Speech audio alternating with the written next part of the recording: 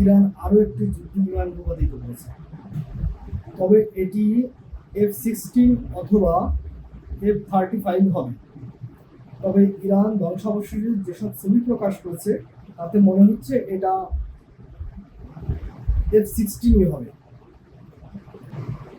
ইরানের সংবাদ সংস্থা তাসনিম নিউজ এর কিছু ছবিও প্রকাশ করেছে, অর্থাৎ ধ্বংসাবশেষের ছবি প্রকাশ করেছে।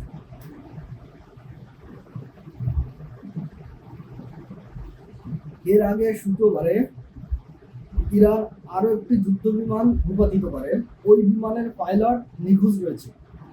তাকে উদ্ধারের জন্য ইরান ও যুক্তরাষ্ট্র উভয়ই চেষ্টা চালাচ্ছে। এই উদ্ধার অভিযানে যুক্তরাষ্ট্রের বিমান ও হেলিকপ্টার এসে তারাও হামলার শিকার হয়েছে।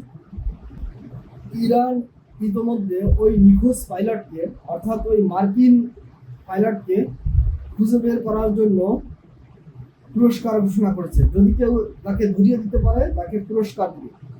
যুক্তরাষ্ট্রের সামরিক বিশ্লেষকরা বলছেন এ ধরনের অভিযান খুবই মারাত্মক এবং বিপজ্জনক হয়ে উঠতে পারে।